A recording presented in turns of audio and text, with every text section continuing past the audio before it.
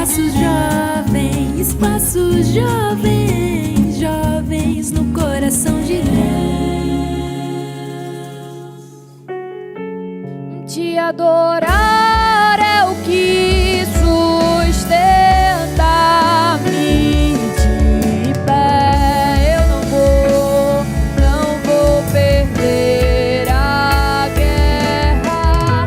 Te louvarei meio às tentações. É mais que estratégia. Posso não ver o amanhã, mas hoje sei que esse deserto vai chegar ao fim. O Senhor está cuidando de mim.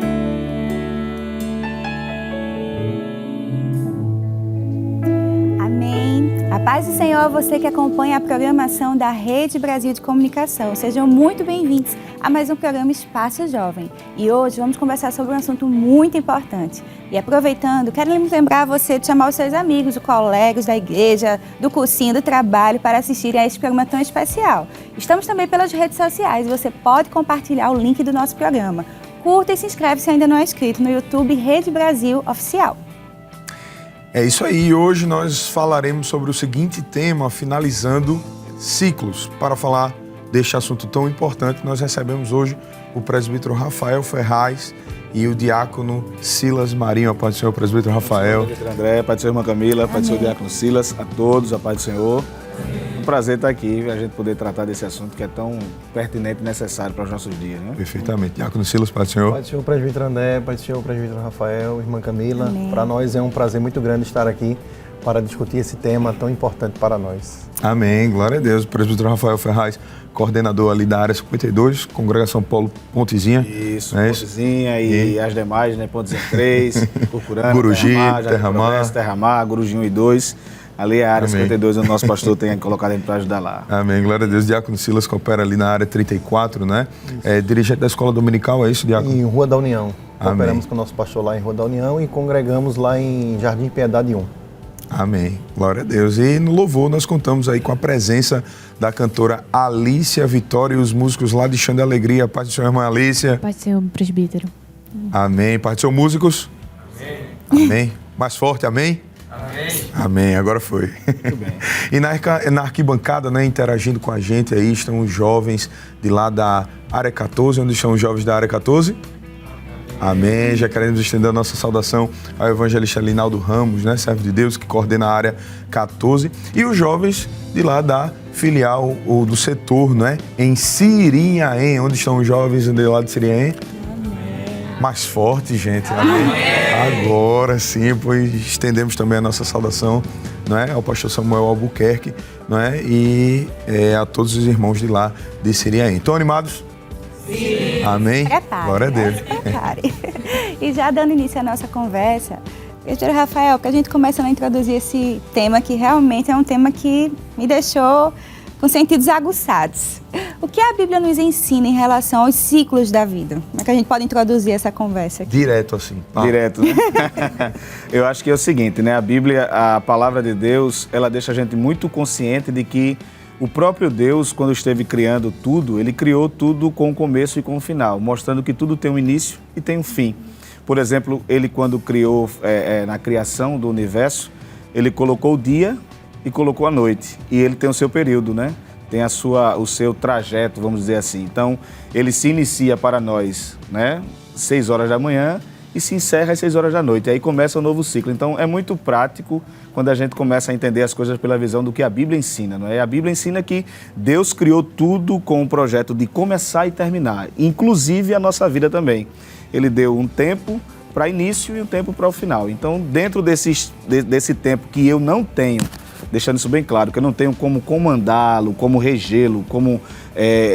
que o tempo foge do meu controle, É bom né? você destacar isso. Entendeu? O tempo não é o meu comando, o tempo não é o que eu quero, o tempo foge do comando do homem e está absolutamente submisso ao comando divino. Então, dentro do que Deus estabelece como ciclo para mim, como diz como a gente pôde ver aqui na introdução do assunto, de dias, de horas, né? de minutos, de horas, de dias, de meses, de ano, existe aí uma programação que eu posso fazer dentro disso que me foi proposto, né? Mas eu não tenho como administrá-lo a ponto de dizer, tempo, pare aqui que eu vou esticar um pouquinho para concluir minha tarefa, então não tenho.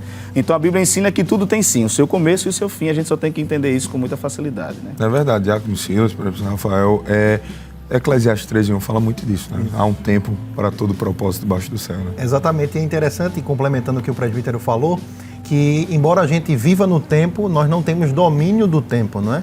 E o próprio autor, o salmista lá em Eclesiastes, ele vai dizer, tudo tem o seu tempo determinado, não é? E para tudo há um propósito debaixo do céu. E é interessante porque, embora o tempo seja determinado para nós vivermos nele, não é determinado por nós, né? É por Deus. Então Deus é o Senhor do tempo e a gente, como meras criaturas divinas, a gente vai trabalhar, nós vamos ter os nossos ciclos naturais, né?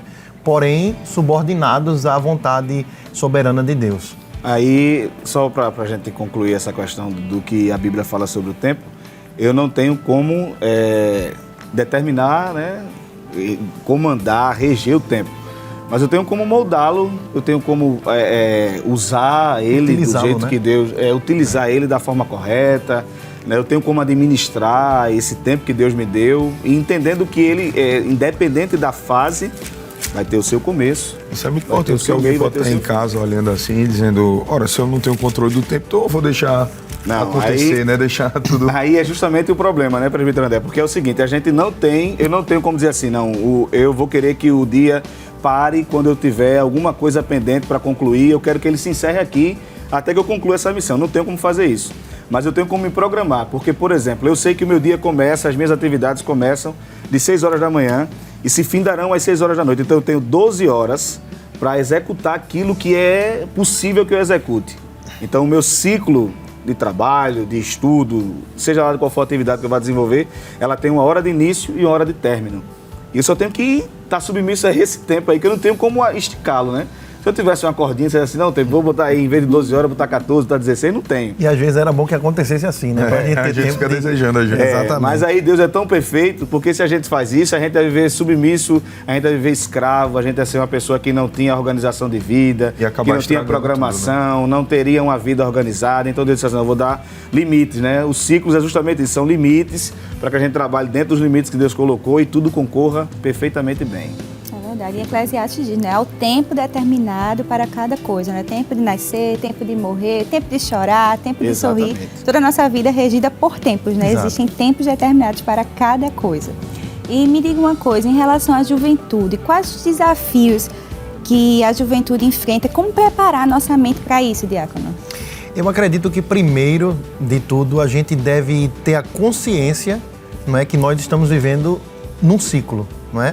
Primeiro passo é a gente entender isso, porque se a gente não entende que a gente está dentro de um ciclo, onde nesse ciclo vão ter altos e baixos, vão ter dias que eu vou ter mais vontade, mais determinação, vão ter dias que eu vou ter menos vontade, menos determinação. Se eu não souber viver o tempo, cadenciando, extraindo o melhor, aproveitando bem esse meu tempo, eu começo a ter distúrbios até psicológicos, não é? Então o primeiro passo é a gente entender que a gente está num ciclo. Eu acredito que o segundo passo é dentro desse ciclo, na juventude, que é uma fase da vida, um ciclo da vida, onde as descobertas estão aí, as tomadas de decisões mais importantes, qual curso eu devo fazer, qual universidade, como vai ser meu casamento, como vai ser minha profissão. Então, baseado nessas escolhas que já traz para nós uma ansiedade muito grande, eu tenho que entender que eu sou uma criatura de Deus que estou sendo trabalhado por Deus para um tempo determinado. Então, quando a gente olha, por exemplo, Jacó na Bíblia, a gente vê que nem sempre Jacó foi Israel. Então, Deus ele trabalhou nos ciclos da vida de Jacó para ele se transformar em Israel. Deus trabalhou em Abraão para ele se tornar o pai na fé. O próprio Jesus passou pela prova do tempo, não é isso? E o que a gente deve fazer, se preparar, é a gente aproveitar bem esse tempo, feito o apóstolo diz em Efésios 5:15, né? Tenham cuidado com a maneira que vocês vivam não como os tolos, mas como os sábios. E aí ele diz, como é que os sábios vivem? Ele diz assim, remindo bem o tempo. Em outras traduções diz assim, aproveitando bem o tempo. Então, aproveitar bem o tempo como jovem cristão é aproveitar no meu desenvolvimento secular. Sim, nós somos cidadãos do céu, mas a gente está na terra e a gente precisa se preparar para as coisas, a vida secular. Porém, eu tenho que entender e ter a consciência de que eu sou, antes de mais nada, uma criatura de Deus e eu vivo para um propósito divino. Muito bem, é interessante, né? E eu gosto muito de falar, falando o que o diácono, o irmão Silas falou, é que a gente vive numa vida tão frenética, né? Tão dinâmica, que a gente, às vezes, para algumas ações, para algumas medidas, a gente não pensa, né? Justamente no começo e final desse ciclo.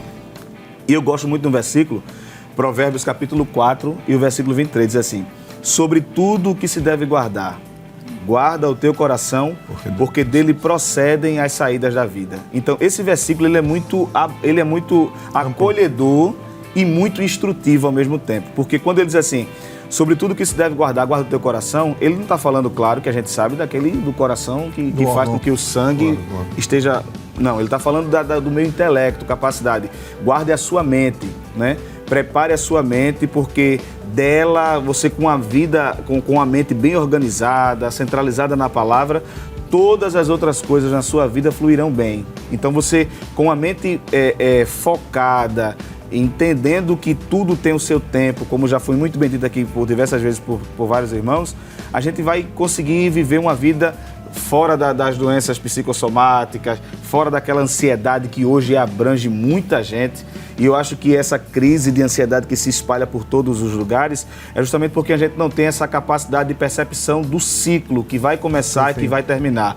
Então essa busca de querer, isso acontece muito com a juventude, não é? Porque, como disse o diácono Silas, depois que a gente passa a fase, o ciclo da adolescência, e a gente começa o ciclo da juventude, as indagações, os questionamentos, as preocupações, elas parecem que se multiplicam.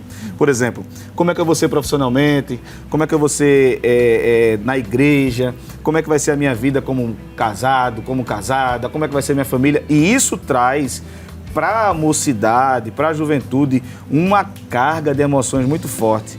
E a gente acaba deixando de viver o ciclo, entendeu? Então, se a gente não é ser relaxado, eu não vou ser uma pessoa relaxada, não, se tudo tem o seu tempo, eu vou ficar por aqui mesmo, tomando água de coco debaixo do pé, os irmãos lá de Siriaém, né?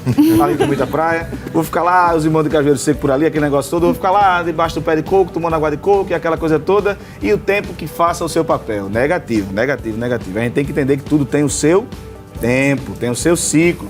Então, o que é que eu faço para viver bem esse tempo, como já foi dito pelo nosso amado irmão? É guardar a mente, deixar a mente bem focada naquilo que Deus, através da sua palavra, nos ensina. Perfeitamente. Acho que a palavra-chave para você que está aí, e isso que havia de discussão aqui, é justamente entender que a gente está dentro desse ciclo. E dentro desse ciclo está no ciclo de perguntas agora. E tem um jovem de lá de Siriaém, um jovem Eduardo, setor C em Siriaém. Cadê o Eduardo? Está? Pode ser, Eduardo. Paz do Senhor, a minha pergunta é: como superar arrependimentos em um final de ciclo por coisas que fizemos ou que deixamos de fazer durante o ciclo? A pergunta elaborado, como é que a gente supera? Veio animado hoje, não vem? Arrependimento é um sentimento que acho que ele é terrível, né? Arrependimento é terrível. Agora, eu costumo pensar o seguinte, né? Que se acabou, tá acabado, não é? Então, se você se arrepender pelo que... O arrependimento, ele é tão, às vezes... Claro que eu não vou aqui generalizar, que aí eu posso me prejudicar, mas ele é saudável e ele é prejudicial. É saudável quando eu consigo entender que esse arrependimento veio para o meu bem. Isso. Por exemplo, que... Vamos usar a nossa linguagem evangelística, né? Vamos usar a linguagem evangelística. Eu estou no mundo, me arrependo dos meus pecados. Esse arrependimento, ele é altamente saudável, porque ele vai trazer vida para a minha vida. Agora, o arrependimento que me traz remorso, que me traz frustração, que não, eu queria, vamos usar uma linguagem bem, né? Eu queria casar com fulana, mas fulana foi embora e agora me arrependi de acabar o namoro. E às vezes a gente não sabe que Deus está dando a gente um livramento de algo que poderia acontecer mais na frente. Então tem toda uma situação que a gente, antes de se arrepender, tem que pensar bem.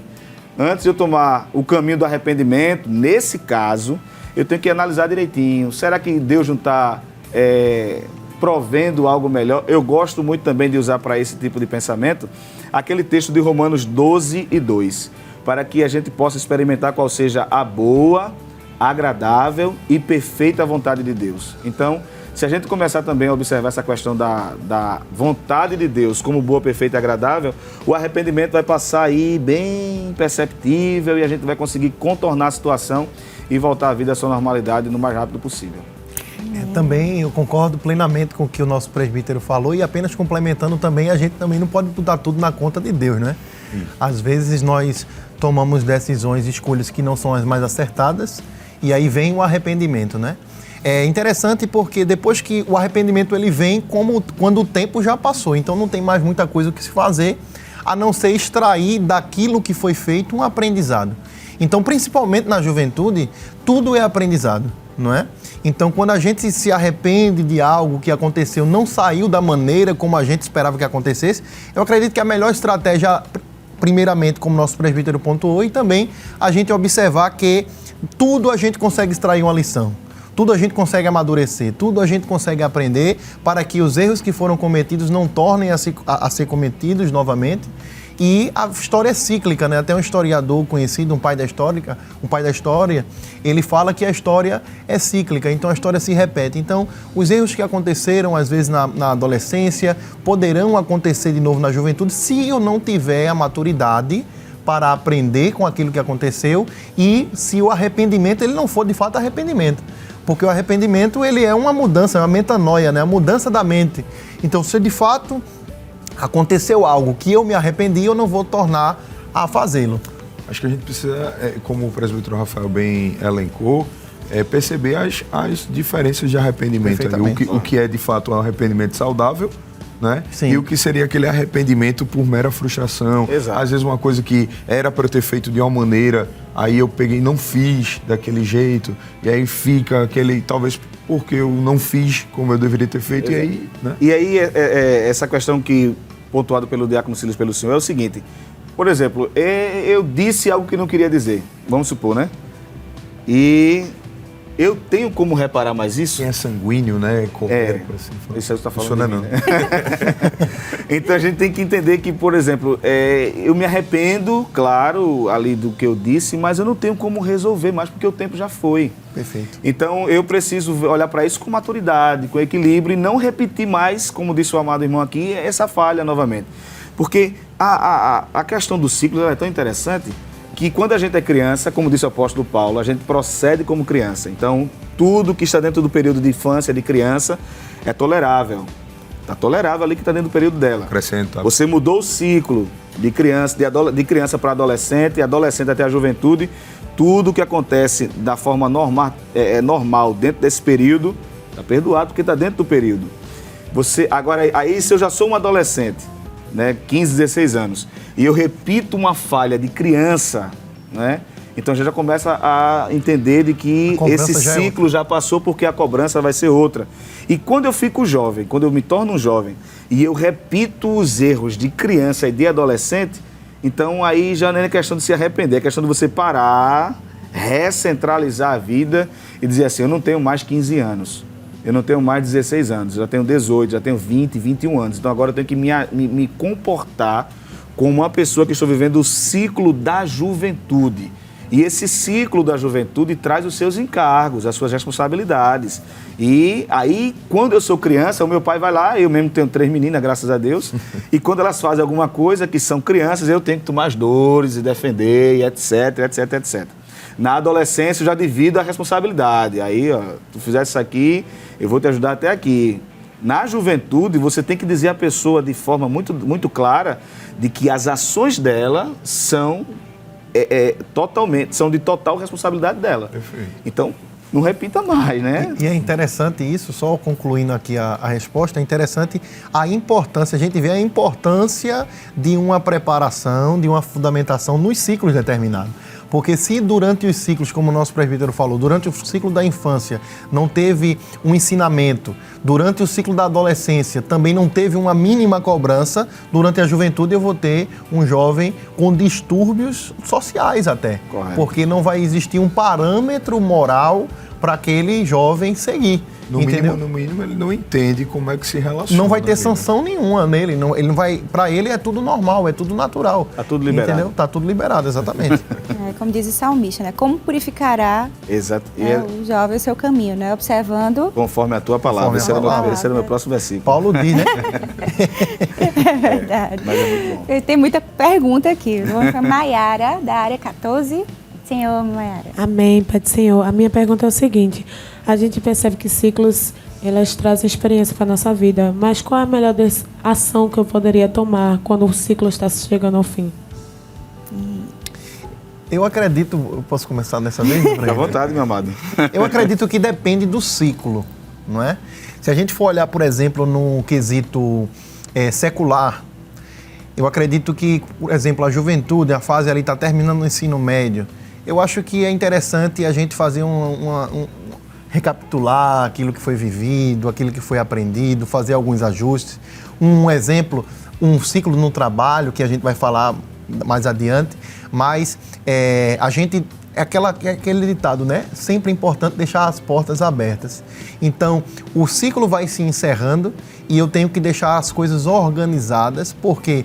Porque talvez uma pessoa vá viver o mesmo ciclo que eu vivi após mim e precisa encontrar a casa organizada. Então, eu acredito que, respondendo a resposta de uma maneira mais genérica, vai depender do ciclo que a pessoa esteja encerrando. Se for um ciclo de um relacionamento, se for um ciclo no trabalho, se for um ciclo numa congregação, indo para outra. Então, a nossa vida é composta de ciclos. A melhor forma da gente sair, de encerrar qualquer ciclo, é primeiro a gente olhando para nós mesmos, numa introspecção e vendo que a gente amadureceu como pessoa, o que a gente deixou de marcas em outras pessoas, as pessoas que a gente pôde ajudar, as pessoas, o legado que a gente pôde deixar, e nós, quando sairmos daquele ciclo, nós não vamos ser lembrados muito mais além do que a pessoa que nós fomos, aquilo que a gente representou para as pessoas que nós convivemos.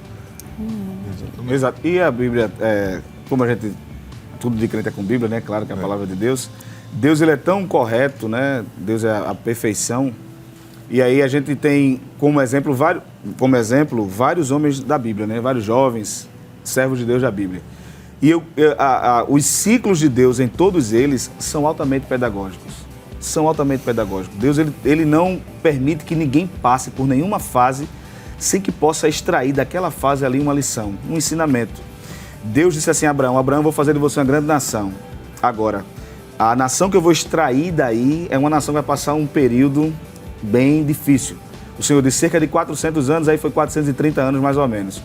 Então, esses 430 anos a gente diz assim, mas foi muito difícil, mas tinha um aprendizado ali, tinha um ensinamento ali. Tinha um porquê, né? Tinha um porquê daquilo ali. Quando o ciclo se encerra, dos 430 anos mais ou menos, Deus suscita um homem para fazer a retirada desse povo de lá. Só que os ciclos desse homem são ciclos de coisas terríveis, né? Por exemplo, a gente está falando de Moisés. Moisés passou os primeiros 40 anos dele dentro do Egito. É um ciclo de 40 anos. Então, 40 anos no Egito, Moisés pôde aprender a arte de guerra, pôde aprender a como se portar dentro de um palácio. A matemática. E aí, a matemática, todo um paramento ali de guerrilha e etc. Administração e etc. Quando esse ciclo se encerra, não se encerra de uma forma abrupta, né? Grosseira. Deus prepara para que aquele ciclo se encerre e aí Deus vai começar um novo ciclo na vida de Moisés. E o novo ciclo que se inicia era um pouquinho mais difícil, porque Moisés agora, apesar de ter passado 40 anos no Egito, ele vai passar 40 anos no deserto de Midian. E aí, os 40 anos do deserto de Midian são os 40 anos. Não tinha nada de bom, não. Até que Deus, assim, quando eu digo que nada de bom, era uma terra difícil, né? até que Deus vai lá, fala com ele, completou os ciclos dos 40 anos, aí já estava com 80 anos. Deus disse, agora você vai voltar para tirar o meu povo do Egito. Então, assim, todo o período que Deus estabelece para nós, se nós tivermos essa sensibilidade, estaremos extraindo dele a lição que Deus quer passar para a gente. Então, que nós tenhamos essa disposição de, quando finalizar o ciclo, parar e dizer assim, vou iniciar um outro ciclo, mas antes de iniciar esse outro ciclo, eu quero saber o que eu aprendi do ciclo anterior. Eu devo extrair lições do ciclo anterior, para não acontecer e não incorrer em erros que possivelmente tenha cometido nesse ciclo. E é interessante, meu presbítero, que quando a gente olha para a trajetória de Moisés, pegando um gancho no exemplo, a gente supõe que Moisés com 80 anos, Deus vai falar com ele na sarça, e a gente supõe que 40 anos depois que ele já havia voltado, retornado do Egito, o que é que ainda restou do Egito em Moisés? Não é? E é interessante porque é um Moisés trabalhado por Deus, é um Moisés agora mais polido por Deus, porém, em Moisés tinha características boas que ele tinha adquirido do Egito. Então, lá na frente, quando ele vai conversar com o faraó, a gente vê um Moisés que já tem uma destreza, uma negociação ali. Então, tudo isso era bagagem que em Midian ele não usou, mas que estava na raiz dele. Então, o que é que eu quero dizer com isso? Que cada ciclo traz para nós um aprendizado e que, embora no próximo ciclo eu não vou usar, o próximo ciclo não vai requerer de mim tanto quanto o anterior, mas aquele aprendizado está guardado para ser utilizado vai ser necessário lá na frente, justamente. Amém, glória a Deus. E vamos dar uma pausa aqui na conversa rapidinho para colocar esses jovens para trabalhar aqui. Amém? Vamos chamar o nosso quadro agora, Quem Disse a Quem? Roda a vinheta.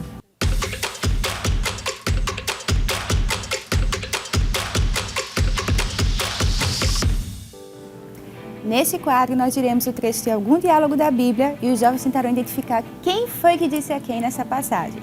Então vamos lá, você aí de casa, será que vai acertar primeiro que eles? Vamos lá, começando pelos jovens da área 14. Quem disse a quem? Tela com o versículo. Declara-nos tu agora, por que razão nos sobreveio este mal? Que ocupação é a tua? E de onde vens? Qual é a tua terra? E de que povo és tu? E aí? Quem foi que disse a quem? Quem foi que disse isso a quem? Não. Querem chutar? Querem arriscar? E aí? Diz teu nome. Eu chamo Mike, sou da área 14. Amém. E foram o pessoal lá do barco que disse a Jonas, né? Será que foi? Não dá pra aceitar, né? Tela com a resposta. Os marinheiros disseram a Jonas. Muito bem. Eu entendi. O pessoal lá do barco, mas dá certo, ele estava no barco. Eles estavam no barco, Na né? dúvida se tinha sido o capitão ou se foram os marinheiros. Mas a gente entendeu e você O povo que tava acertou. lá. Muito bem, um ponto para a área 14. Agora vamos lá, acertou Cirinha, hein? Tela com o versículo Quem disse a quem? Vá em paz e que o Deus de Israel conceda a você o que pediu. Cadê o... Vai, dá o microfone. Olha. Me chamo Carla, sou do setor 6, Siriaém. Eli, disse a Ana. Será? Amém. Acertou. Muito Acertou. bem. 1-1, são empatados. E aí vem a pergunta do desempate. Vamos lá. Quem souber, pega o microfone e responde. Senhor, eis que eu dou aos pobres metade dos meus bens. E se alguma coisa tenho defraudado alguém, o restituo quadruplicado. Já levantou a mão ali, ó. Passa aí o microfone. Pai do Senhor, Amém. chamo Wesley, foi Zaqueu que disse isso a Jesus. Muito bem. Zaqueu que disse assim, Lucas 19:8. 2-1 para a área 14. Muito Mas bem. fique tranquilo que daqui a pouco tem mais quadro para você combater. E agora a gente vai para um rápido intervalo, mas antes disso, vamos de louvor pela cantora Alicia, não é, Vitória? Então não sai daí não, porque daqui a pouco a gente volta.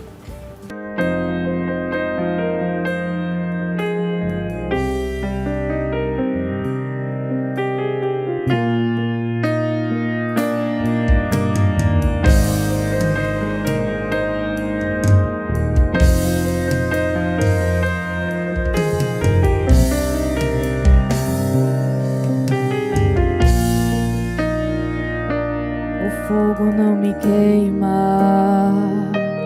nas águas não vou afundar, pois estás comigo.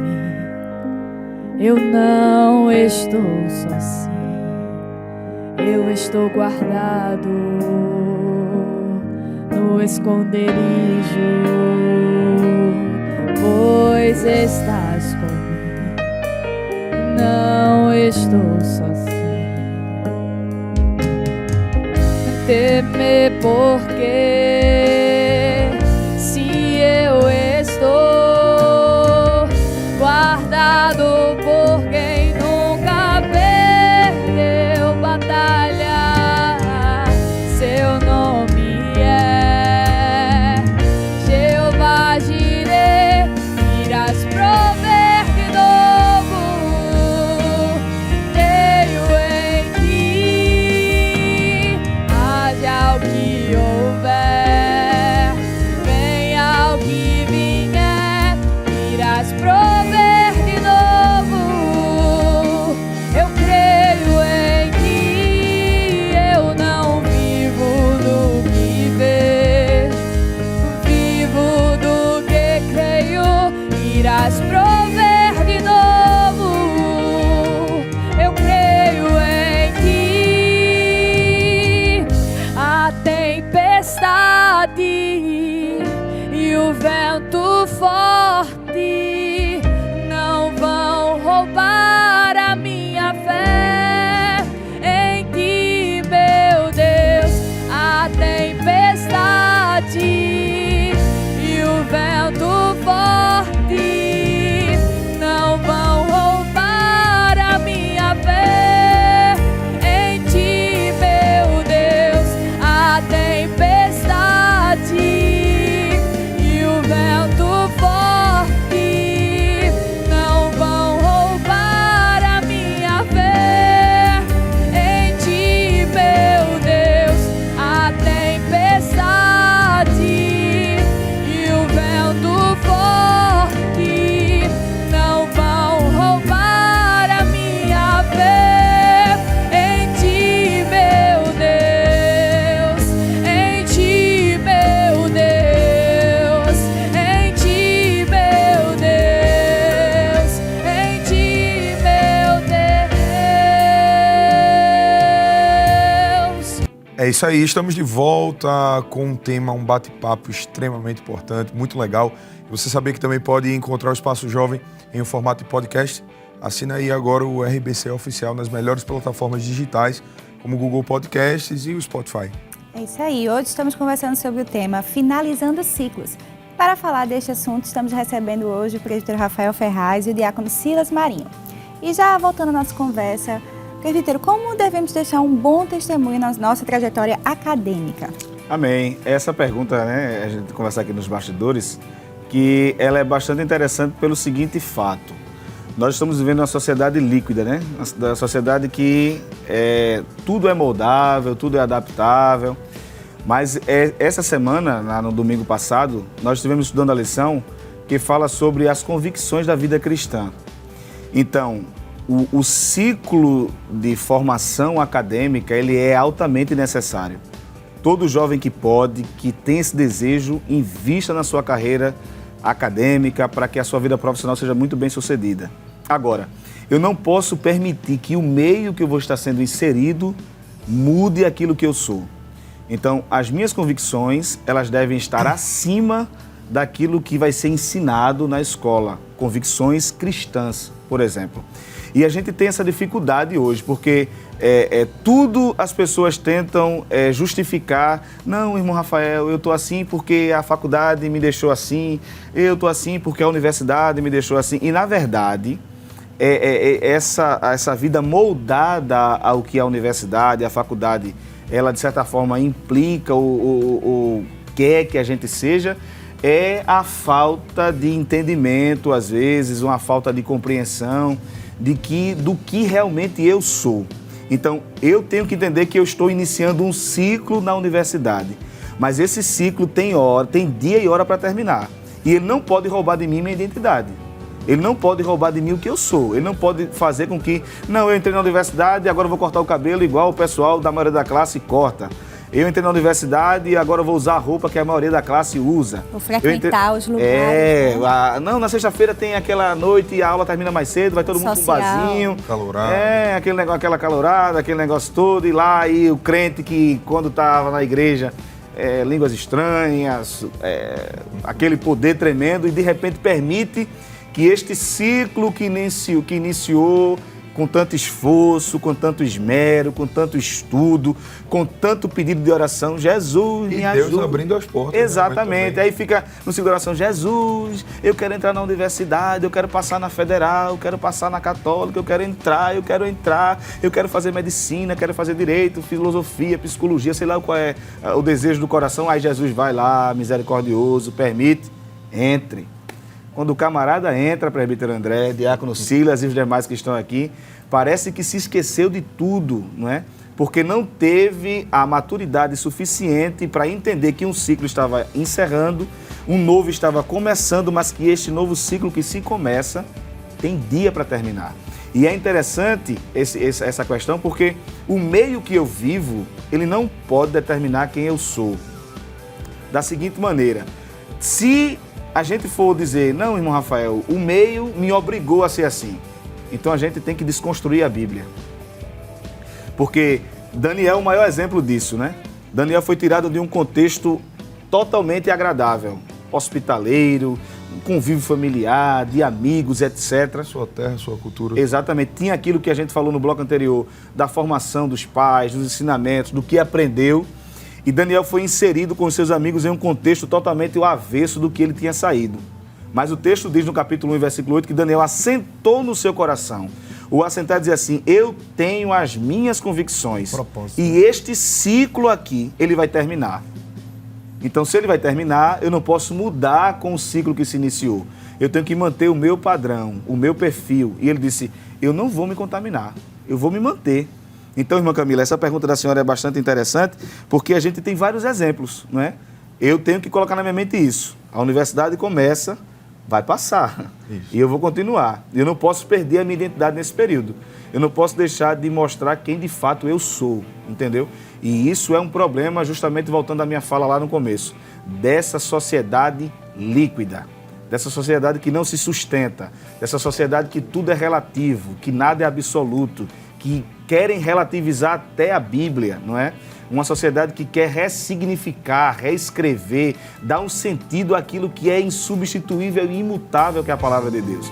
Então, o jovem tem que ter esta consciência. Eu posso entrar em qualquer lugar, mas eu vou entrar em qualquer lugar, na universidade principalmente, mas eu vou entrar lá para ser luz, para mostrar o que de fato eu sou e não me moldar o que o mundo determina. O mundo, se quiser, que me imite. O mundo, se quiser, que olhe para mim, porque o jovem cristão é a coisa mais linda do mundo. É a coisa mais linda do mundo. Você, por exemplo, olhe para um jovem crente. Não faço aqui nenhuma pontuação no sentido de denegrir ou de detratar nada, nem ninguém. Mas olhe para o jovem crente. O que é que o jovem crente precisa para ser bonito? Nada. Ele não precisa pintar-se, ele não precisa se despir, ele não precisa beber, ele não precisa se drogar, ele não precisa imitar os padrões mundanos, não. O jovem cristão, ele é a coisa mais bela, porque onde ele passa, a simplicidade dele revela a glória de Deus que habita dentro dele.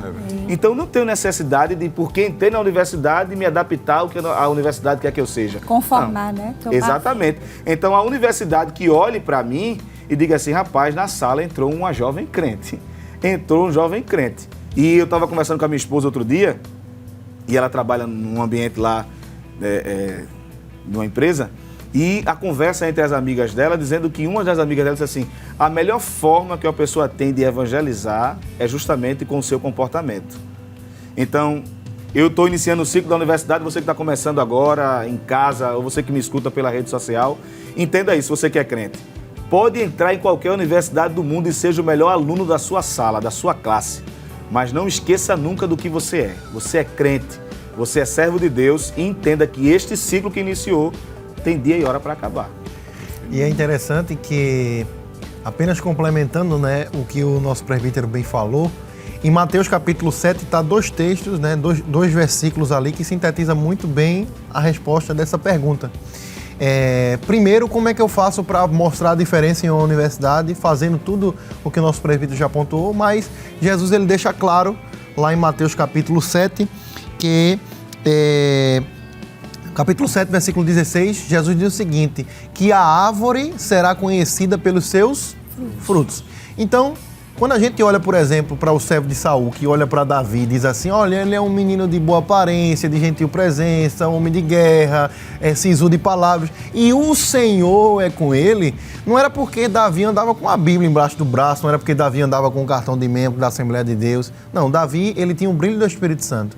Os frutos do crente, do jovem crente, acompanham ele. A árvore, ela é conhecida pelos seus frutos. E aí, além de eu dar os frutos diferentes do fruto do mundo, eu tenho que ter a firmeza, o alicerce, quando eu entrar na universidade, que o nosso presbítero comentou que também está em Mateus capítulo 7, quando Jesus fala, aquele que ouve a minha palavra e a pratica, assemelhá-lo-ei ao homem prudente que edificou a casa sobre a rocha, desceu a chuva, correram os rios, sopraram os ventos e não derrubaram essa casa porque estava sobre a rocha.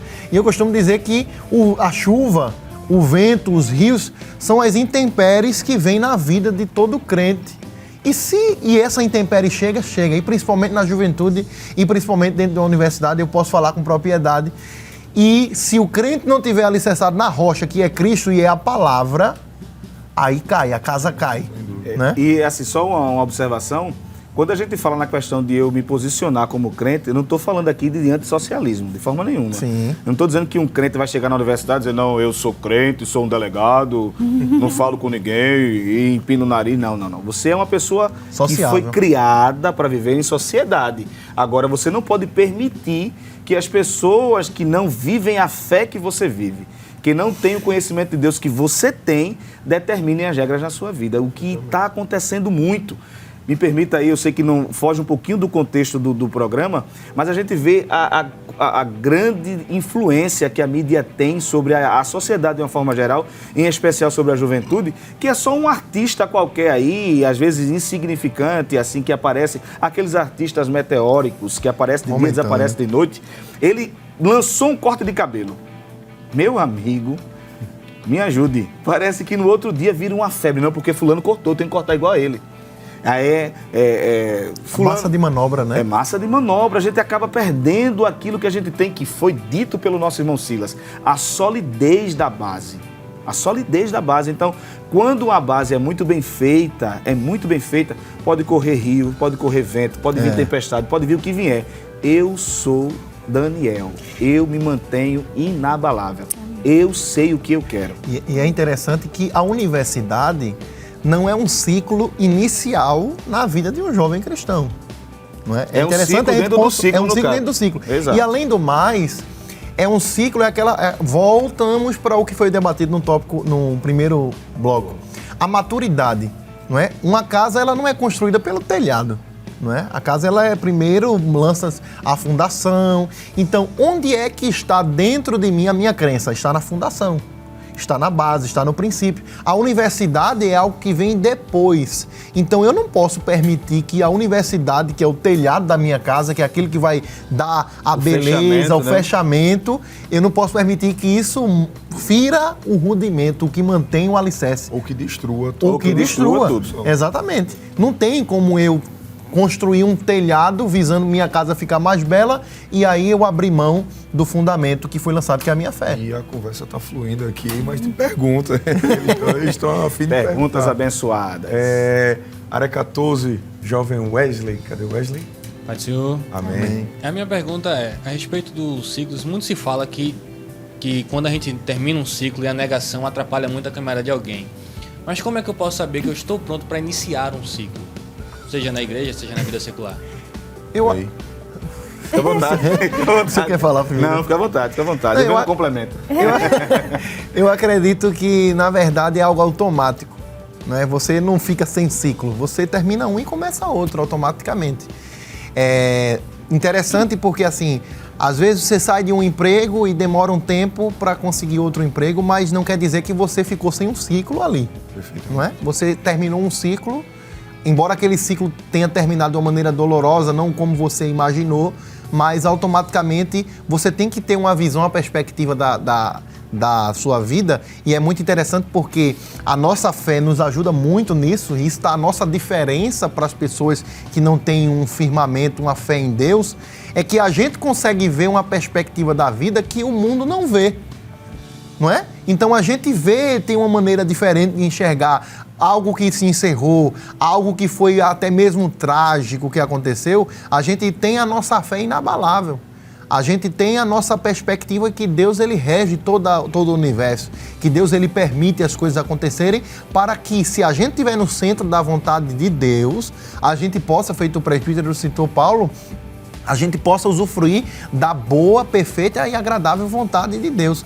Então, eu não tenho que pensar, o meu ciclo terminou, quando é que eu vou começar outro? Não, na verdade, seu ciclo terminou porque outro começou. E assim vai, de ciclo em ciclo. O único ciclo que não vai terminar, que é o que Paulo falou. Paulo encerra a carreira dele dizendo dos ciclos que se encerraram.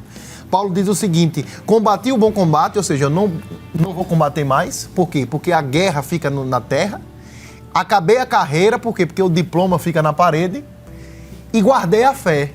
A fé foi a única coisa que Paulo levou dessa vida para outra. Por quê? Porque a fé é o único ciclo que o crente não termina. Amém. Glória a Deus. Amém. É a nossa vida com Deus, é aquele ciclo que não tem fim. Tem fim nesta vida material. Mas depois que a gente morre, até Paulo diz que nós somos aqueles que como não temos esperança. Porque até quando o ciclo da vida física, matéria humana se encerra, a gente tem um ciclo começando com Cristo. Amém. Só bem rapidinho, para não tomar muito tempo, mas dentro desse ciclo que o diácono Silas falou, perdi um emprego, né? Por exemplo, encerrou um ciclo.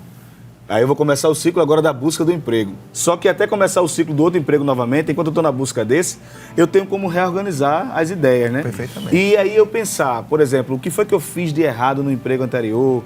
O que foi que eu fiz de errado no relacionamento anterior, no ciclo que se encerrou. É aquilo que a gente está falando desde o começo.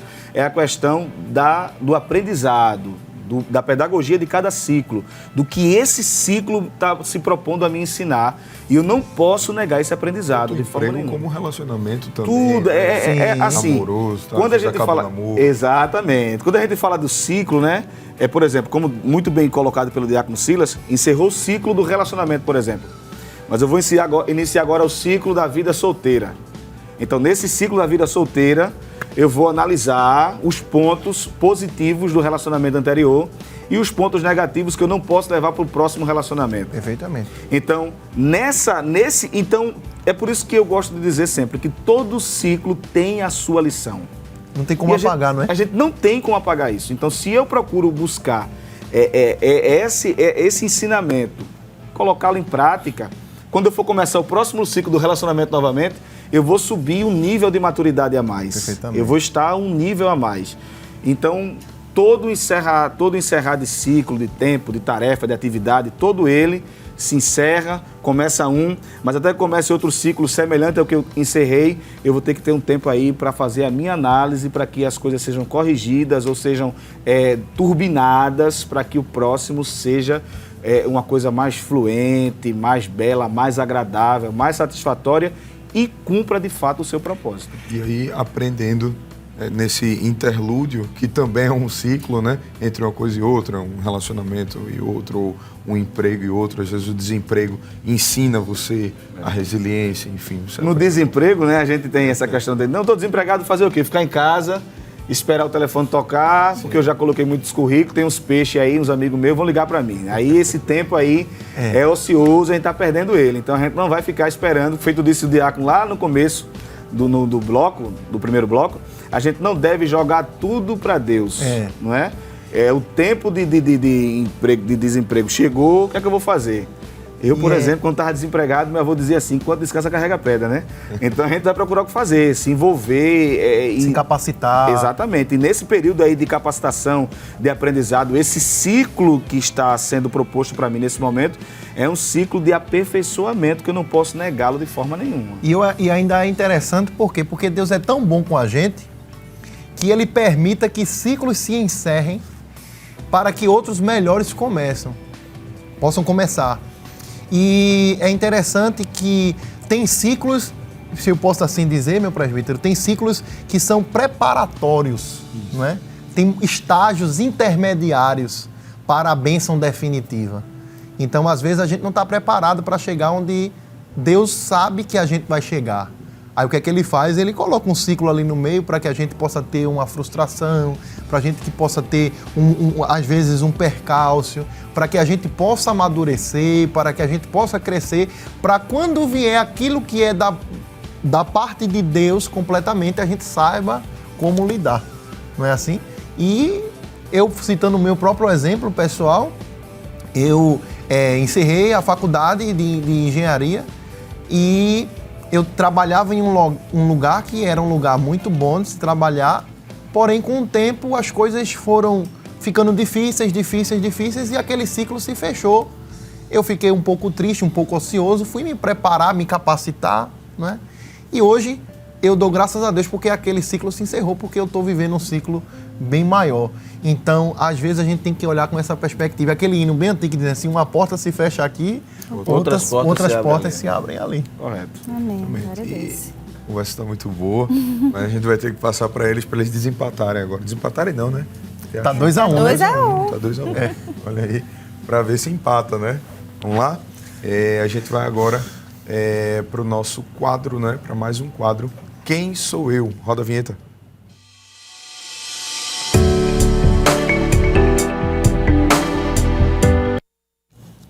É isso aí, nesse quadro nós daremos 3 dicas sobre uma personagem bíblica na primeira pessoa e os jovens vão tentar dizer quem é essa personagem. Vamos lá? Será que você aí de casa vai conseguir responder antes deles? Vai ganhar todo mundo? A gente vai para o setor 6 agora e a gente vai fazer a primeira pergunta, tá aí na tela com a primeira dica. Fui o sacerdote que ensinei o profeta Samuel a servir a Deus. Alguém já sabe a resposta? Setor 6? Vamos para a segunda dica, Karen? Meu nome é Geade, sou do setor 6 Siriaém, foi o profeta Eli. Tem certeza? Absoluta? Absoluto. Posso perguntar? A segunda dica é: liderei os israelitas na adoração a Deus durante toda a sua vida. Eduquei o menino Samuel quando ele foi dedicado ao serviço ao templo. Tem mais alguma dúvida? Tem não, eu vou ler a terceira dica só pro forma. Mas meus 2 filhos eram muito ruins e trouxeram castigo sobre a minha família. Resposta final? Profeta Eli. É isso aí. Muito bem, tá certo. convicto Já estava esse. certo desde a primeira. Profeta, só uma observaçãozinha. Sim. Sacerdote ali. Olha aí. ó. Exato. Profeta não, sacerdote. Vamos se Tá tudo animar. certo. Vamos se animar mais um pouquinho, né, gente? A gente é jovem. Mas a gente vai Tá seguir. respondendo. Ele diz a gente é jovem, mas já está passando dos 60. Segundo, personagem 2, tela com a primeira dica aí. Eu nasci quando meu pai tinha 100 anos e a minha mãe tinha 90 anos. Essa é fácil. Querem mais uma Deixa eu responder. dica? Rafael Ferraz. O nome? Eu sou o Jovem Matheus, da área 14, e foi Isaac. Tem certeza? Absoluta. Mateus. Deus prometeu um filho ao meu pai, apesar de ser idoso, até ela ia com a segunda dica. E minha mãe era estéril, né? E até ela com a terceira dica. Minha mãe riu porque achou que era impossível ela engravidar estéril. Permanece a resposta? Permanece. Qual é a resposta final? Isaac. Aí, acertou. Tá quanto? Tá quanto? 3-2. 3-2, olha aí. Agora- Não dá uma oportunidade ao setor 6, né? Pra empatar. Pra empatar, ninguém ficar triste, ninguém ficar chateado, né? Vocês vieram de mais longe. Tela com a primeira dica. Um dos 4 evangelhos na Bíblia foi escrito por mim. Só tem 4 opções. E aí, querem arriscar? Quer a segunda? Vamos lá. Eu era médico e acompanhei o apóstolo Paulo Desse jeito. em algumas de suas viagens missionárias. O nome e a resposta. Amém, Pai do Senhor. Meu nome é Jeremias, do setor 6, e foi o evangelista Lucas. Olha aí. Tela com a terceira dica.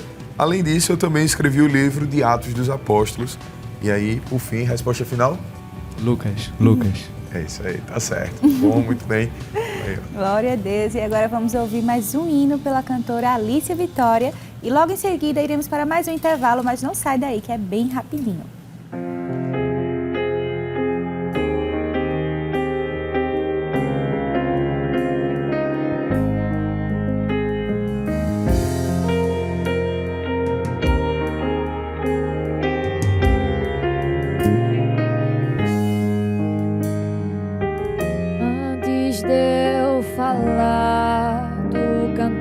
estás sobre mim.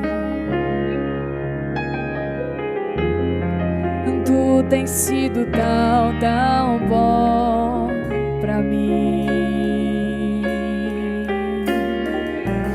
Antes de eu respirar, sopraste tua vida em mim. Tu tens sido tão, tão bom pra mim. Oh, impressionante, infinito e ousado amor de Deus. Oh, que deixa as 99 só pra me encontrar. Não posso comprá-lo, nem merecê-lo, mesmo assim se entregou. Oh, impressionante, infinito e ousado amor de Deus.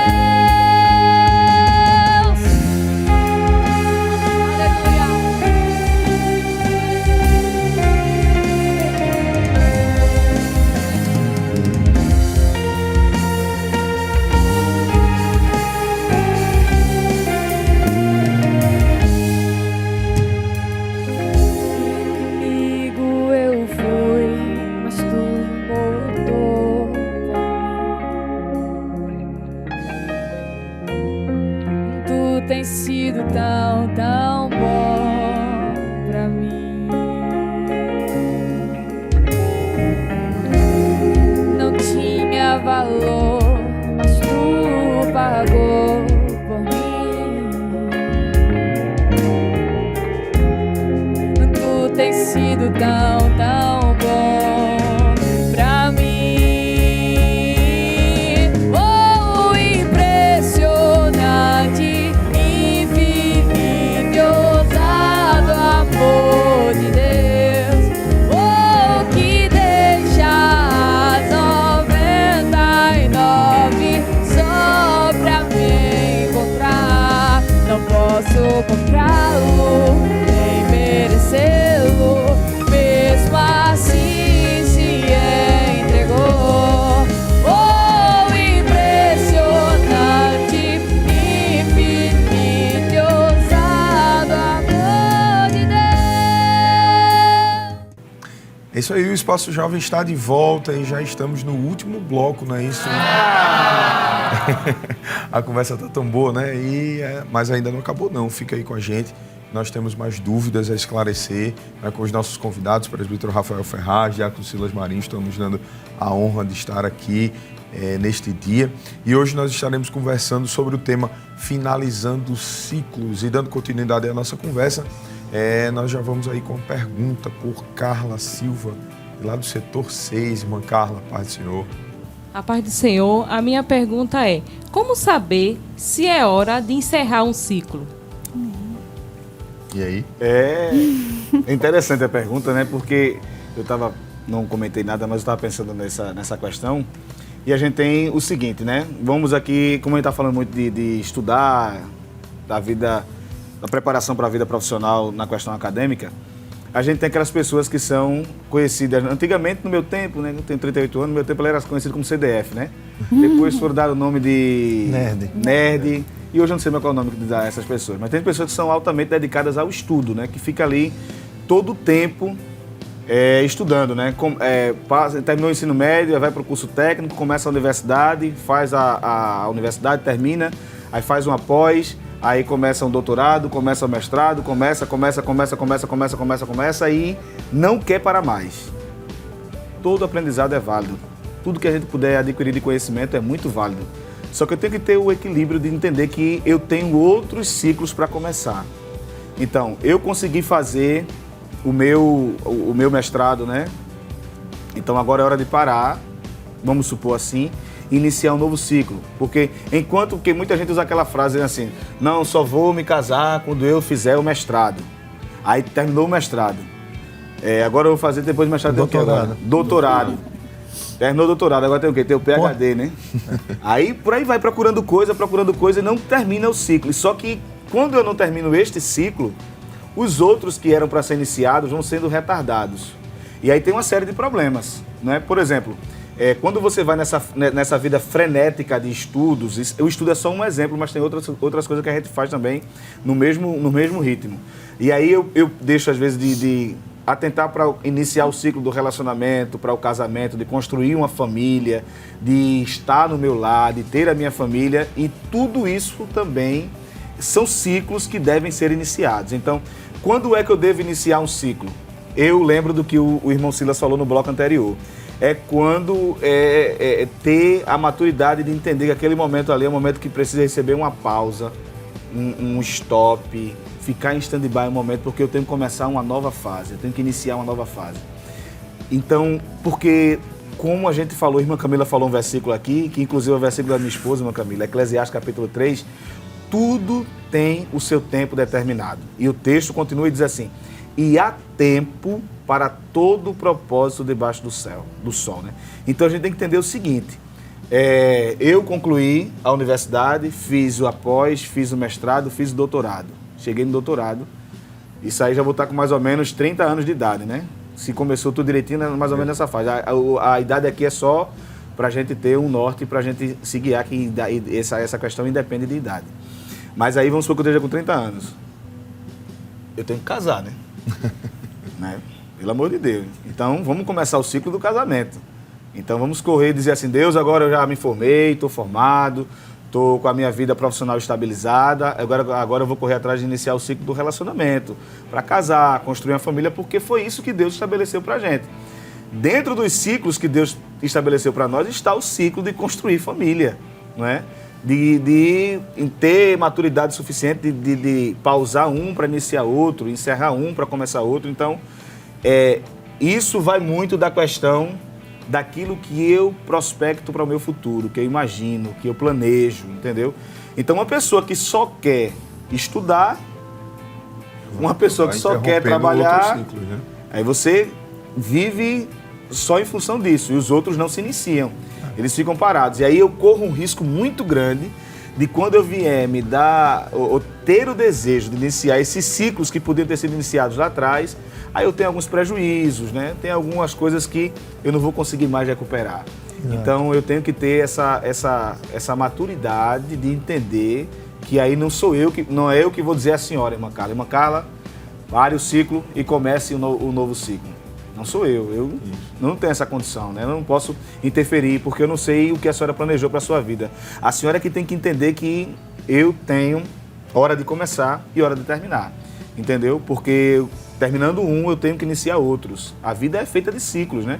A gente falou desde o começo aqui que Deus fez tudo muito bem organizado, e a gente Ele estabeleceu dia, mês, ano, hora, minuto, segundo. Então, cada um desses cumpre o seu papel e a gente tem que andar dentro do que Ele está estabelecendo para cada um de nós. Então, eu acho que isso passa também pelo tanto, não só autoconhecimento, mas principalmente conhecimento de Deus, né? Para a gente saber o que é que Deus está querendo da gente naquele momento. Correto. Exatamente.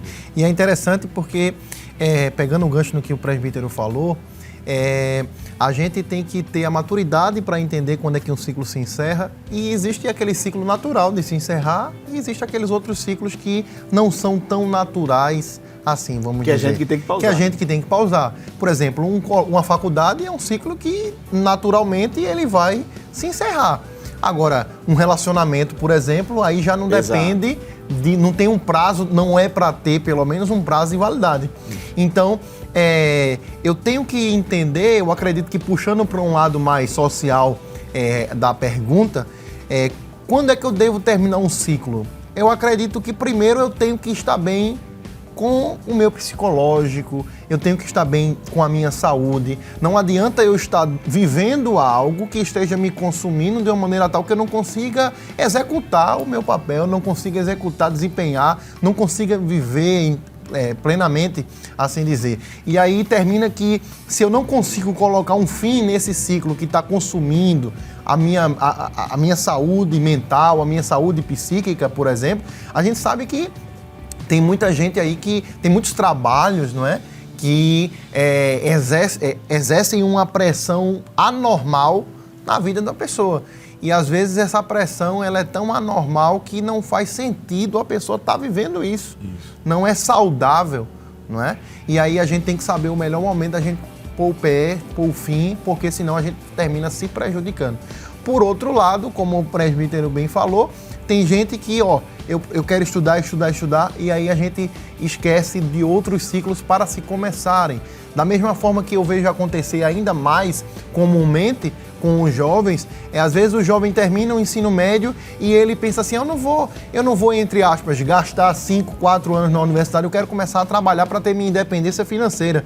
E se esquece que o estudo, na verdade, é um investimento que ele está fazendo, que talvez durante o estudo ele não vai ter a independência financeira que ele gostaria, inicialmente, mas depois, não é? Ele vai ter a sua independência qualificada, não é? Então, tem alguns exemplos até de adolescentes e jovens que nos procuraram para falar a respeito desse encerramento do ciclo do ensino médio e o jovem já está namorando, já prospectando um casamento. Olha, eu preciso de um emprego para me casar, e uma faculdade, e um curso técnico. Não, eu quero me casar, quero um emprego, e às vezes esse termina atropelando um ciclo que não vai ser a melhor escolha. Então, feito o presbítero falou, e citando bem Eclesiastes, tudo tem o seu tempo determinado. Então, a gente tem que saber o momento de começar cada coisa e o momento, principalmente, de terminar, para que as coisas não se atropelem, né? Exatamente. E como conviver com o luto? Quando a gente fala de fim de ciclos, é impossível não falar. Ligar ao luto, né? Como é que a gente convive com ele? Eu estou cooperando com o nosso pastor agora na área 52, e assim, a vida é feita de ciclos, né, de experiências, e lá eu tive algumas experiências com relação a essa questão de luto, né? E assim que eu cheguei na área, um menino que era muito querido por nós, todos nós lá na área, ele veio a falecer, um jovem de 21 anos, né? Uma doença que ele não conseguiu resistir e faleceu. E aí, naquele dia ali, eu tinha chegado no dia 25 de novembro e o sepultamento dele foi no dia 26, no dia 27. Então aí eu fiquei observando, eu estava lá fazendo a cerimônia, e eu fiquei observando justamente, e eu nem imaginava que eu ia estar aqui hoje, né? Mas eu fiquei começando assim, o ciclo desse jovem se encerrou tão cedo, né? Ele era filho único, assim, da mãe e do pai, claro. E aí a mãe ficou o tempo todo, meu Deus, meu filho, por que o senhor tomou? Mas aí ela fazia esse questionamento e na mesma hora ela dizia assim, mas eu sei que foi feita a tua vontade. E aí eu fiquei observando essa postura dela, e é justamente isso que a gente falou, é aceitar, não é? A vontade de Deus. É como a gente falou lá no começo, no primeiro bloco, que a gente tem como administrar o tempo que Deus dá a gente, o ciclo que estamos vivendo. Mas a gente não tem como controlar o tempo, a gente não tem como saber tudo o que vai acontecer no tempo.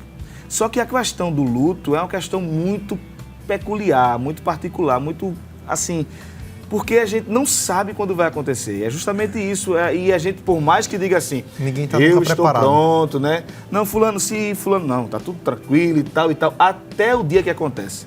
Quando acontece é que a ficha cai, que a gente sabe que a pessoa não vai estar mais ali, que ela não vai ter mais, a gente não vai ter aquele sorriso, não vai ter aquele abraço, não vai ter aquela presença, aquela convivência foi encerrado, é que a gente começa a fazer as pontuações, a análise, e aí é inevitável o choro, é inevitável a saudade, os questionamentos, por que fulano se foi tão cedo, por quê? E aí eu volto para o meu versículo preferido para esse assunto.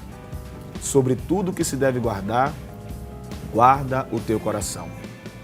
Condicione a sua mente a viver dependente de Deus.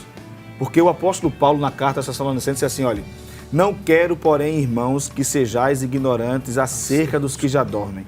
E ele termina o final do versículo dizendo, portanto, consolai-vos uns aos outros com essas palavras. E quais são as palavras que ele pede para que sejam usadas como consolo? Não são as palavras dele. São as palavras de Jesus. E quais foram as palavras de Jesus? Que tudo isso está dentro de um plano perfeito de Deus. E que é a vontade absoluta dele. E que aí quando a gente começa a entender a coisa por esse prisma, por esse lado, a gente começa a ter uma certa tranquilidade. E repito, não tem presbítero André, diácono Silas, os irmãos que estão aqui presentes, irmã Camila, não tem palavra humana que estanque o sangramento de um coração ferido. Não tem palavra humana. Mas a palavra de Deus, ela traz o consolo que a alma precisa. Então, como eu vou conviver com isso? Entender que eu não tenho controle sobre a vida. Se eu tivesse controle sobre a vida, eu não deixaria aqueles que me cercam morrer. Mas como eu não tenho, eu tenho que entender que foi feito o que Deus queria que fosse feito. Vai doer, mas eu preciso aceitar. Exatamente. E é interessante porque a gente sente tanto a dor do luto, porque primeiro a gente volta lá atrás na criação, Deus não fez o homem para morrer. Não é? A morte é um derivado do pecado. Então isso já quebra aquilo que Deus tinha de previsível para o homem, aquilo que Deus queria para o homem. Então, mediante o pecado do homem, entrou a morte no mundo, a morte se estendeu a todos os homens. E é como o presbítero falou, embora a gente esteja consciente de que vai chegar um dia, mas ninguém nunca está preparado para perder alguém, né? Um ente querido. A psiquiatria, né? Ela deriva, né? Ela define as fases do luto como negação, raiva, negociação, depressão e aceitação. Então, para a psiquiatria, analisando tecnicamente, né, o âmbito da psique, a pessoa primeiro ela não quer acreditar, ou seja, ela nega que aquilo ali aconteceu. Depois, quando ela começa a entender o que de fato aconteceu, ela começa a ter um sentimento de raiva, porque ela perdeu, começa a questionar mesmo a Deus o porquê perdeu. Depois ela vai começar a negociar, tentar colocar no lugar daquela pessoa. Ah, não, mas eu vivi momentos bons. Começa a negociar com a sua própria mente memórias para ficar no lugar.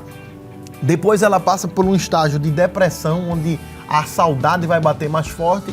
E por fim, um lugar de aceitação. Ela vai aceitar que aquele momento aconteceu e que não vai acontecer mais. O que é que isso não é anormal de acontecer. Embora a gente tenha a esperança que o apóstolo Paulo ele escreve aos irmãos em Tessalônica, que estavam justamente preocupados quando Paulo escreve sobre a vinda do Senhor Jesus, os irmãos estão preocupados e eu vou esperar Jesus, mas e os meus parentes que morreram?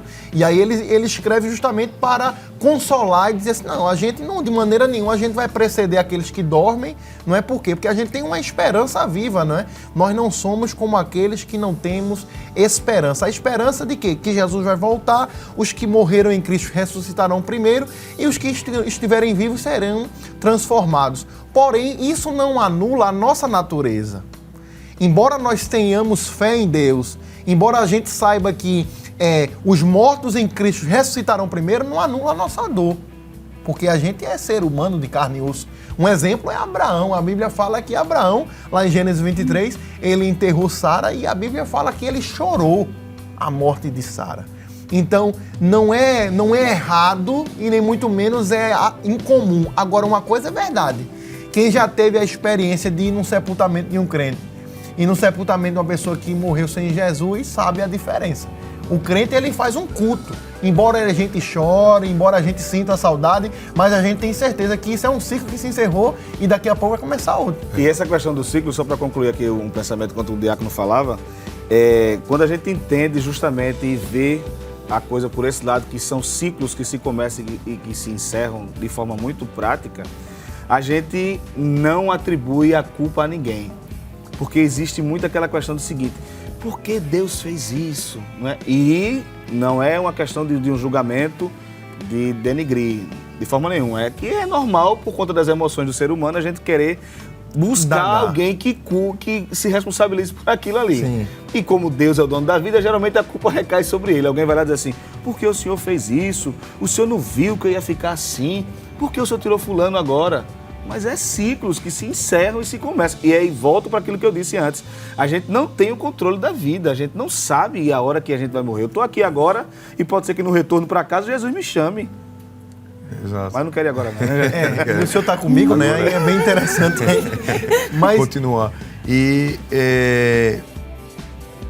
encerrando esse ciclo, né, que a gente estava falando aqui, a gente quer saber, presbítero Rafael, já partindo para a reflexão final, o fim desses ciclos gera novas oportunidades? Sem sombra de dúvidas. Sem sombra de dúvidas. Eu gosto muito dessa conversa da gente aqui, de sempre falar que é uma questão de ensinamento, né? Deus está me dando uma oportunidade de ser diferente quando o ciclo começa, quando o ciclo se encerra e outro se inicia. Deus está dizendo assim a mim: Rafael, eu estou te propondo uma oportunidade de ser melhor do que tu fosse no ciclo anterior. É a oportunidade de aprender, é a oportunidade de ser melhor em quê? De ser um melhor crente, um melhor filho, um melhor servo de Deus, um melhor amigo, um melhor companheiro, um melhor marido, um melhor pai, um melhor ser humano. Deus está me dando uma oportunidade e eu não posso negar essa oportunidade. Quando a gente fala de que um ciclo encerrando, minha vida acabou, meu ciclo se encerrou, meu namoro acabou, meu noivado acabou, que não é para acabar feito disso o diácono, né? Mas se aconteceu de acabar, meu namoro acabou, meu noivado acabou, meu emprego eu perdi, meu Deus, a minha vida acabou. Não, é uma oportunidade que Deus está dando. Uma oportunidade, como eu já disse e reitero, de ser melhor em qualquer que seja a área. Se eu estou sentindo essa necessidade, que eu seja o melhor crente que eu puder ser, que eu seja o melhor filho que eu puder ser, que eu seja o melhor sobrinho, o melhor primo, o melhor amigo, que alguém olhe para mim, que Deus olhe para mim e diga assim: quão foi valiosa essa oportunidade que ele teve e quão proveitosa foi, quão melhor ele se tornou, quão mais forte ele se tornou.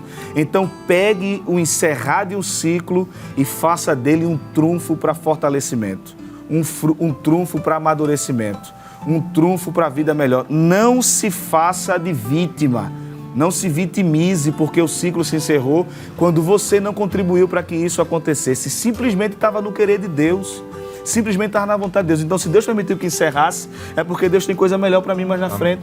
Deus tem algo mais poderoso para mim. Às vezes a ansiedade, a depressão invade o coração da gente porque a gente não quer aceitar e dizer assim: não era para ter acontecido. Mas se você parar agora e dizer assim: Deus, se acabou, é porque o Senhor quis que acabasse e eu quero que essa oportunidade que o Senhor está me dando seja a oportunidade da minha vida. Eu quero ser o melhor crente. Eu quero cantar da melhor maneira possível. Eu quero falar do teu evangelho da melhor maneira possível. Eu quero ser luz por onde eu passar. Na rua que eu moro, no bairro que eu moro, na casa que eu moro. Eu quero que este ciclo que se inicia agora, a tua glória seja revelada na minha vida. Aproveite a oportunidade e seja o melhor que você puder.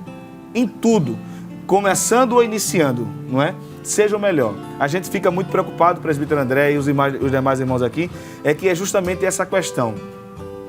É como se o mundo tivesse acabado. Encerrou o ciclo, o mundo acabou. Né? Eu vou falar de namoro aqui, que é uma coisa que é mais pertinente que isso aconteça. Acabou o namoro, meu Deus, as minhas oportunidades se foram, ninguém vai me querer mais. Ninguém vai me querer mais, Senhor. Vamos falar agora da questão da igreja. Eu fui substituído de uma direção de grupo.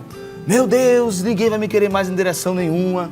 Eu sou não sei o quê, e simplesmente Deus está dizendo assim: não, eu permiti que esse ciclo se encerrasse, para que outros começassem, e eu vou mostrar que eu estou com você nos que se iniciam também.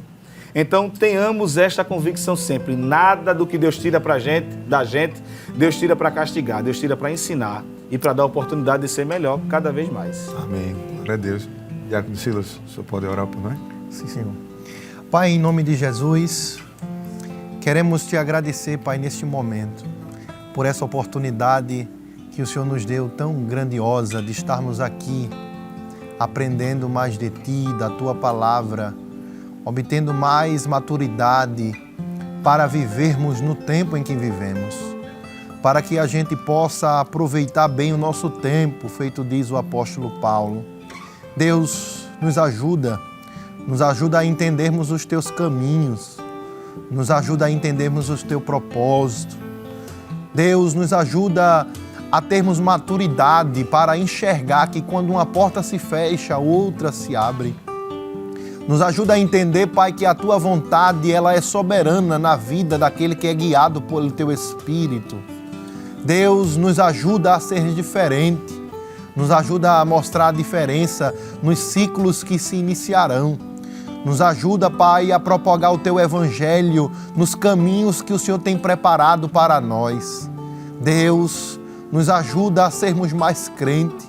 Nos ajuda, Pai, e ajuda agora esta pessoa, esse jovem, essa mulher, esse homem que está nos ouvindo através do canal da Rede Brasil de Comunicação. Alguém que porventura possa ter perdido algo, possa ter perdido até alguém, mas que a tua graça, que o teu refrigério possa alcançar esta pessoa, esta alma, e que ele entenda que tu tens um caminho na tormenta. Tu tens, Senhor, novas veredas, tu tens novos caminhos, tu nos conduz a pastos verdejantes. Deus, nos ajuda, Pai, a caminhar, nos ajuda a entender e a viver no teu tempo, no teu propósito, debaixo da tua graça.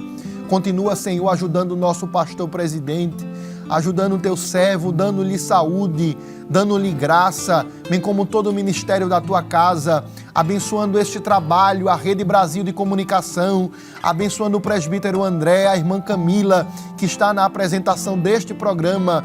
Nos ajuda, Pai, a cada jovem, a cada moça que chegou aqui, o presbítero Rafael, ajuda ele e a sua família.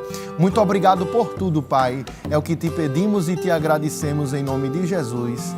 Amém. Amém. Glória a Deus. Glória a Deus. E nós queremos agradecer a você, não é, que esteve nos assistindo nesse momento. Louvamos a Deus por sua vida. Deus abençoe em nome de Jesus. Continue conosco aqui na Rede Brasil de Comunicação. Agradecemos ao nosso pastor, agradecemos aos convidados, presbítero Rafael Ferraz, diácono Silas, a plateia, né, os irmãos lá da área 14, do setor 6 Siriaém. Deus abençoe em nome de Jesus. E vamos de mais louvor, né, com a nossa cantora Alicia Vitória.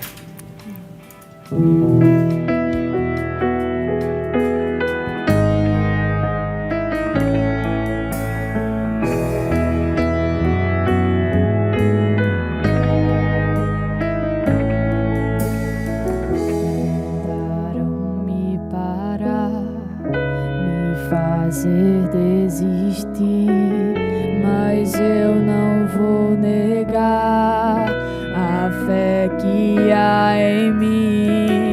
Eu tenho uma missão, eu vou seguir Jesus, pois eu não abro mão do evangelho da cruz. Mesmo que pedras venham contra mim e com palavras queiram me intimidar, maior é aquele que está em mim. Com Jesus sempre vou me levantar. Eu olho pra Jesus, pro amor de Deus na cruz. Eu clamo a papai, ó, vem com seu poder. Eu olho pra Jesus, pro amor de Deus na cruz. Nada pode parar o autor da vida. Oh, aleluia.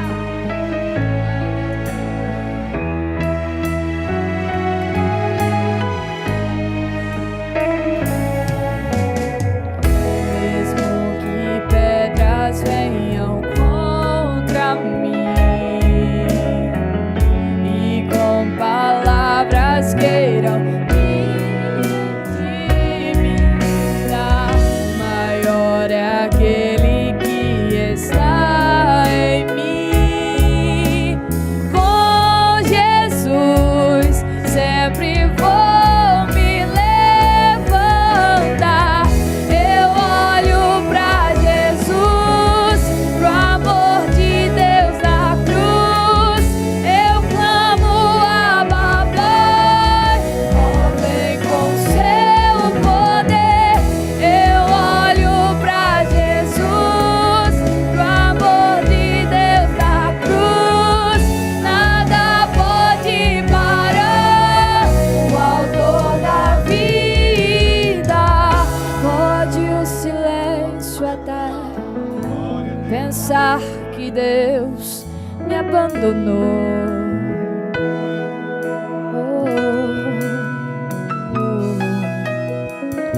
Eu vivo pela fé e tenho um Deus que estende